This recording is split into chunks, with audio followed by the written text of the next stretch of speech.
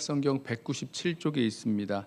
사도행전 7장 17절부터 36절까지 말씀 우리 찾으셔서 한 절씩 교독하고 마지막 절은 함께 읽겠습니다.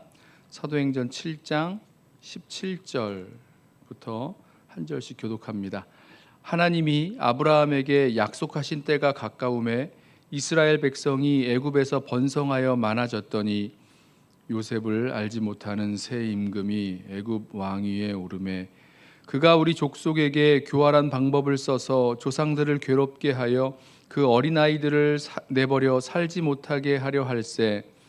그때에 모세가 낳는데 하나님 보시기에 아름다운지라 그의 아버지의 집에서 석 달 동안 길리더니 버려진 후에 바로의 딸이 그를 데려다가 자기 아들로 기르매 모세가 애굽 사람의 모든 지혜를 배워 그의 말과 하는 일들이 능하더라. 나이가 40이 되매 그 형제 이스라엘 자손을 돌볼 생각이 나더니 한 사람이 원통한 일 당함을 보고 보호하여 압제받는 자를 위하여 원수를 갚아 애굽 사람을 쳐 죽이니라. 그는 그의 형제들이 하나님께서 자기의 손을 통하여 구원해 주시는 것을 깨달으리라고 생각하였으나 그들이 깨닫지 못하였더라. 이튿날 이스라엘 사람끼리 싸울 때에 모세가 와서 화해시키려 하여 이르되 너희는 형제인데 어찌 서로 해치느냐 하니 그 동물을 해치는 사람이 모세를 밀어뜨려 이르되 누가 너를 관리와 재판장으로 우리 위에 세웠느냐. 내가 어제는 애굽 사람을 죽임과 같이 또 나를 죽이려느냐 하니 모세가 이 말 때문에 도주하여 미디안 땅에서 나그네 되어 거기서 아들 둘을 낳으니라.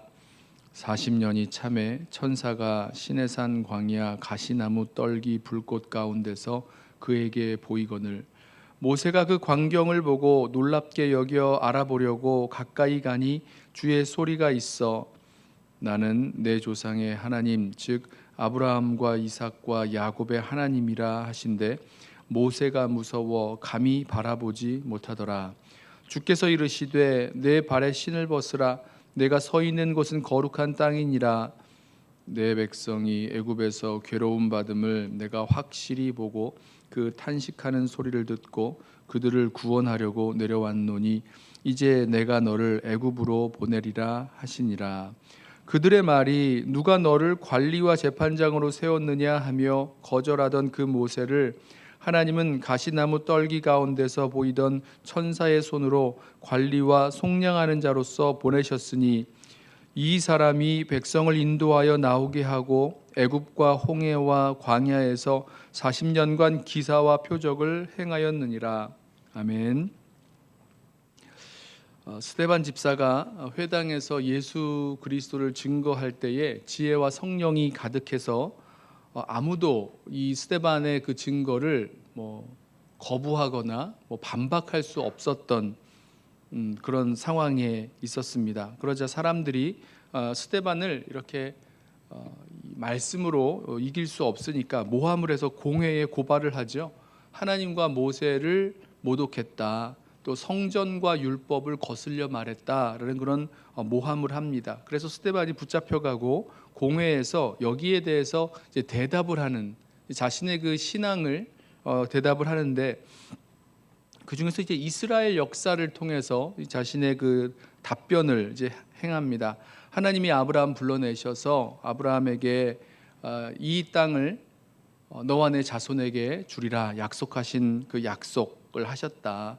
또 하나님께서 이 종으로 팔려간 그 요셉과 함께 하셔서 애굽의 총리가 되게 하셨고 야곱의 그 12아들과 물론 요셉도 12아들입니다만은 12아들과 그 가족 75명이 그 가나안 땅에서 애굽 땅으로 이렇게 내려오게 하셨다. 이런 이야기를 지금 어제 우리 말씀 통해서 나누었고요. 이제 오늘 그 이야기가 모세 이야기가 이어지는데요. 오늘 말씀을 이렇게 보면 이 모세가 태어나고 자라고 그리고 이제 그 자신의 그 삶의 자리를 이제 이동하는 그런 모습이 쭉 나오는데 아주 결정적인 사건들이 그 모세가 태어나고 자라고 또 이동하게 되는 그 결정적인 사건들이 일어납니다. 먼저는 이제 아기 모세가 아기 모세를 이 바로의 딸이 데려다가 자기의 아들로 키워서 바로 공주의 아들, 그러니까 왕자가 되는 거죠. 이집트의 왕자가 되어서 자라나게 되는 그런 결정적인 사건이 있었죠. 또 40세가 되었을 때에 이 모세가 살인자가 되어서 미디안 땅으로 도망을 가서 거기서 나그네가 되어 살아가게 되는 그런 사건도 있었고요. 또 80세가 되어서 모세가 시내산 광야에서 양들을 치고 있었는데요. 시내산 광야 떨기나무 불꽃 가운데서 하나님을 만나게 되고 그 결과 하나님께서 이 모세를 다시 애굽으로 보내셔서 애굽 땅에서 이 이스라엘 백성을 구원해내는 또 그 역할을 감당하게 되는 결정적인 사건들이 있습니다. 근데 이 말씀의 이 구조를 잘 보면 여기에 보면 꼭 이 하나님의 그 때가 있다라는 것을 우리가 보게 됩니다. 17절 말씀을 보시면 이제 이렇게 말씀해요. 하나님이 아브라함에게 약속하신 때가 가까우매라고 말씀합니다. 지금 이제 모세가 태어날 때가 언제였는지를 설명하기 위해서 설명하는데요. 아브라함이 하나님에게 약속하신 때가 가까웠다. 이게 무슨 약속하셨습니까? 우리 요 앞에 7장과 앞에 읽은 말씀을 보면 어제 말씀이죠. 하나님께서 아브라함에게 약속하시기를 너의 그 자손들이 이 어디입니까? 이 다른 땅으로 내려가게 될 것이고 그 다른 땅에 살던 다른 땅의 그 다른 민족의 종살이를 하면서 400년 동안 이 고통을 받게 되리라 이런 말씀을 하셨어요. 그때를 말하는 거죠. 아브라함에게 약속하신 그 때가 가까우매 그때에 모세가 태어납니다. 20절 말씀이요. 그때에 모세가 태어났는데 이렇게 말씀하고 있죠.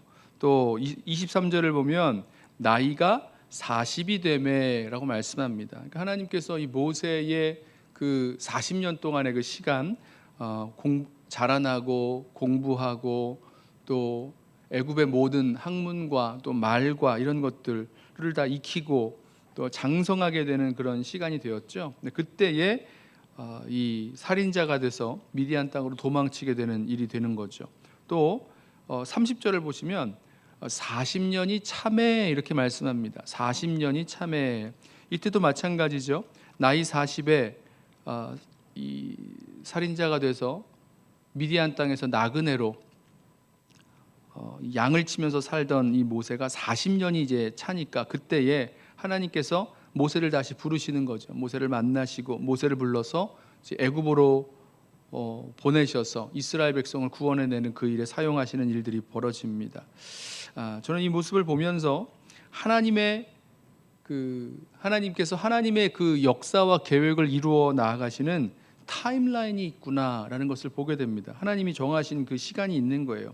아브라함에게 약속하시기를 그 후손이 다른 땅에서 나그네 돼서 그 땅 사람들이 그 이스라엘 백성을 이 아브라함의 자손을 종으로 삼아서 400년 동안 괴롭게 하리라 이 말씀을 하셨는데 이 동안에 어떤 일이 일어나냐면 야곱의 아들 야곱의 자손 그 75명이 애굽 땅으로 내려갔는데 이 야곱의 자손 이스라엘이 번성하여서 장정만 60만이 되는 아주 큰 민족을 이루게 되는 일이 벌어집니다. 근데 말씀을 보면서 그러면 이 말씀도 하셨을까? 하나님께서 그때 다른 땅에서 나그네 돼서 종살이 하게 되는데 400년이라는 시간이 다른 성경에는 이제 430년이라고 되어 있는데 400년 동안 괴로움 받는 시간이 있는데 바로 그때에 이 75명의 그 자손이 60만 명이나 되는 아주 큰 민족이 되게 하는 일이 일어날 것이다. 하나님이 이 말씀을 하셨을까? 이렇게 찾아봤는데 이런 말씀은 안 하셨습니다. 그냥 그 후손이 다른 땅에서 나그네 되고 종살이 하는 그런 고통을 겪게 될 것이다. 400년간 이 말씀만 하셨어요. 그러면 이 하나님께서 아브라함에게 주신 그 약속의 말씀이 이루어지는 시간, 정말 이 시간들을 이 야곱의 자손들이 정말 알고 있었을까? 그리고 그 400년의 시간 동안 그 자녀들을 이제 많이 낳으면서 이제 큰 민족을 이루게 되는 그 모습 보면서 정말 뭐 하나님께서 우리를 아주 큰 민족을 만들고 계신다, 이런 생각을 정말 하고 있었을까, 몰랐을까? 아마 몰랐을 것 같다라는 생각을 하게 됩니다. 그리고 그때에 모세가 태어나죠. 모세가 그때 태어나서 바로 공주의 아들로 자라는데, 바로의 공주의 아들로 자라면서 애굽의 모든 학문과 그 말들을 다 익히게 되는데, 왜 그때 모세가 태어나서 이렇게 그 바로가 그 모든 유대인들이 낳는 그 자녀들을 죽이라 그랬고, 아들들을 죽이라 그랬고, 왜 그때 모세가 이렇게 아기로 태어나서 나일강에 버려져야 됐고, 그 나일강에 버려진 이 모세를 이 바로의 공주가 자라나게 했는지, 다시 그 아들로 삼았는지, 왜 이런 일들이 벌어졌는지는 나중에 이 모세를 하나님께서 사용하실 때 그걸 준비시키기 위해서 이런 일들을 벌어지게 하시니까, 하나님의 그 타임라인 속에서 하나님의 일들을 아주 멋지게 이렇게 계획하시고, 뭐라 그럴까요? 이렇게 진행해 나아가시는, 마치 무대의 연출을 하시는 것처럼 이 모든 일들이 이루어지는 것을 보게 됩니다. 그렇게 모세가 나이가 40이 되고 또 다시 40년이 찼을 때, 그때에 하나님께서 모세를 부르시죠. 우리 출애굽기 나오는 그 말씀들을 보면 왜 그때 이제 모세를 부르시게 됐는지, 하나님께서 이스라엘 백성이 고통스러워하는 그 소리를 들으셨고, 또 모세를 죽이려 했던 그 바로는 이미 이제 사망을 하게 되는, 뭐 이런 일들이 벌어지잖아요. 저는 이 말씀을 보면서 하나님께서 하나님의 역사와 그 계획을 이루어 가시는 그 타임라인이 있는데, 그것이 이런 성경에 나오는 구속사적인 아주 거대한 이런 타임라인, 세상의 그런 역사들과 긴밀하게 연결되는 그런 거대한 타임라인뿐만 아니라 저와 여러분의 개인의 그런 일들 속에서도 이런 타임라인이 존재한다는 생각을 합니다. 맞는 거예요. 하나님이 그렇게 우리의 삶에서도 하나님이 정하신 때가 있고, 그 정하신 때 속에서 하나님의 일들을 이루어 나아가십니다. 우리 이런 거죠. 우리가 어떤 사람들은 뭐 이 미국에 뭐 유학을 오게 됐는데, 뭐 본인은 이제 유학을 오게 되는 그런 시간이지만, 유학 갔다가 예수님 믿게 되고 또 예수님 앞에 헌신하게 되어지고, 그러다가 뭐 선교사가 되기도 하고, 뭐 여러 가지 일들이 벌어지는 거죠. 그러니까 자신의 그런 삶에서 벌어지는 그런 일들 속에서 하나님께서 하나님의 계획과 하나님의 그 타임라인이 있으시고, 그 속에서 우리의 삶 또한 이루어져 나간다는 겁니다. 근데 그 속에서 우리는 잘 몰라요. 정말 하나님이 무엇을 지금 하고 계시는지, 그리고 어떻게 이 일들을 역사하실 것인지 우리가 그 당시에는 정확하게 알지 못하는 때가 많죠. 하지만 뒤돌아보면 우리는 압니다.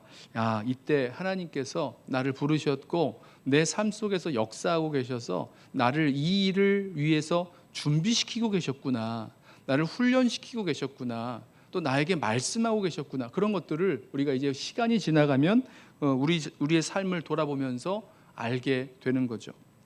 어쩌면 오늘 말씀에 나오는 이 약속하신 때가 이루어지는 그 순간까지, 예를 들면 그 아브라함에게 약속하신 때가 가까워 오는 동안 어쩌면 정말 별 이렇게 큰 변화 없는 그냥 일상과 같은 시간들이 지나갔는지 모르겠습니다. 하지만 우리는 오늘 말씀을 통해서 알게 되는 거죠. 아무런 변화가 없는 것 같은 일상과 같은 시간들이 그런 지나가지만, 그 속에서 하나님께서 계획해 놓으신 하나님의 그 타임라인 속에서 하나님의 일들을 이루어가고 계시다라는 사실입니다. 그래서 우리의 삶에 주어주시는 그런 상황과 그런 때와 이 모든 여건들, 기회들, 그때가 하나님의 때를 기다리는 시간이고, 또 하나님께서 이 시간 속에서 역사하시고 우리를 준비시키시고 우리에게 일하시고 계시는 시간이라는 것을 우리 분명히 기억하고 나아가길 원합니다. 그러면 우리 삶에서 우리의 삶의 그 때를 대하는 자세가 달라지죠.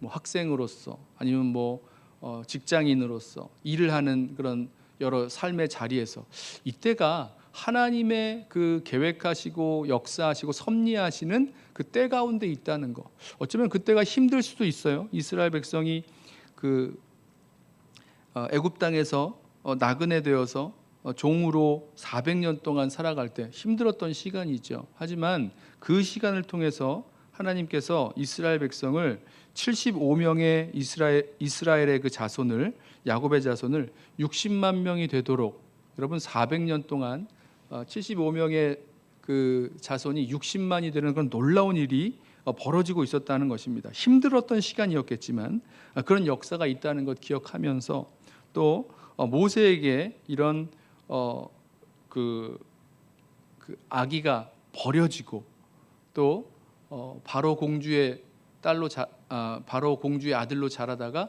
사람을 쳐 죽여서 살인자가 되어서 도망자가 되고, 뭐 이러한 일들, 뭐 힘들었던 시간일 겁니다.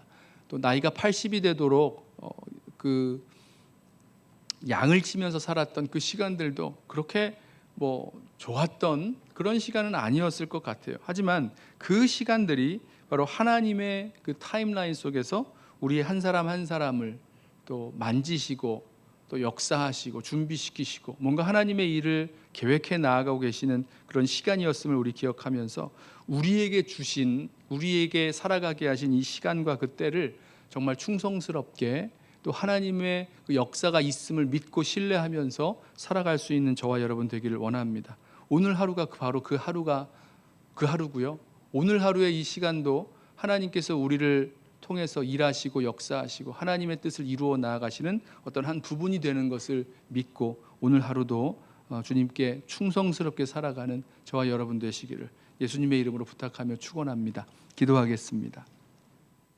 사랑하는 주님, 주님의 시간에 주님의 방법으로 우리 한 사람 한 사람에게 말씀하시고 또 역사하시고 또 우리를 빚어 나가시는, 우리를 준비시키시는 주님의 그 역사가 우리들 삶 속에 있음을 이 시간 다시 한번 기억하며 주님 앞에 감사를 드립니다. 우리 삶에서 마치 아무런 의미도 없는 것처럼 그 시간들이 지나간다고 생각할 수 있는데, 주님 우리를 붙들어 주셔서 우리 믿음의 눈을 열어서 하나님께서 하나님의 그 역사와 계획을 이루어 나아가시는 타임라인 속에 우리의 삶도 자리 잡고 있고, 또 하나님께서 우리의 삶 속에서 하나님의 역사를 이루어가고 계심을 믿으며 우리에게 주신 삶의 모든 자리에서 정말로 충성스럽게 또 주님을 기쁘시게 하고 주님께 영광 돌리는 삶을 살아가기 위하여 우리의 삶을 주님 앞에 올려드리며 살아가도록 우리 모두를 붙들어 주옵소서. 주님, 그 하루가 하나님의 그 타임라인 속에서 역사하시는 그 하루가 오늘 하루인 것을, 또 우리인 것을 이 시간 다시 한번 기억하며 오늘 하루 믿음으로 살아가도록 우리 모두를 붙들어 주옵소서. 예수님의 이름으로 기도드리옵나이다. 아멘. 이 시간에 먼저 오늘 주신 말씀 붙들고 우리 함께 기도